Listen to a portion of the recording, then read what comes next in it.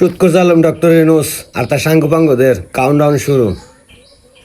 বাঙালি জাতি বুঝা গেছে যে এই ডক্টর ইউনূস দেশের সার্বভৌমত্ব বিক্রি কইরা এই দেশের ক্ষমতা থাকতে চায়।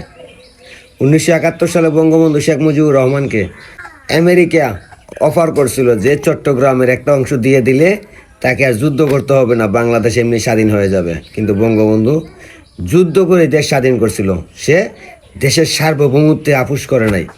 শহীদ প্রেসিডেন্ট জিয়াউর রহমান ক্ষমতা আসার পরও এই বাংলাদেশের মানচিত্র নিয়ে কোনো আপোষ করে নাই।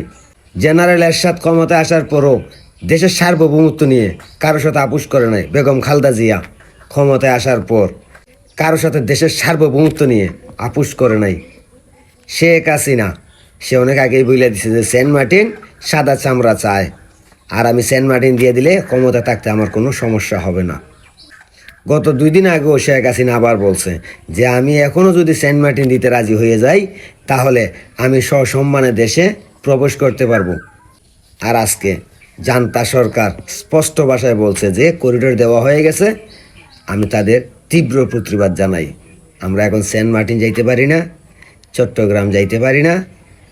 করিডোর দিয়ে আমাদের সার্বভৌমত্ব বিক্রি করা হয়েছে। বাংলাদেশের যতজনই ক্ষমতা আছে কেউ দেশের সঙ্গে গাদ্দারি করে নাই। ডক্টর ইউনূস এই দেশের সার্বভৌমত্ব, দেশের মানচিত্র, দেশের সঙ্গে গাদ্দারি করছে ক্ষমতায় থাকার জন্য।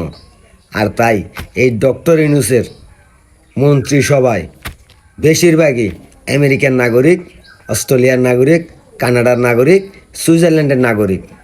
জেনে গেছে বাঙালি এই ডক্টর ইউনূস এই দেশের শত্রু, জাতির শত্রু, সার্বভৌমত্বের শত্রু।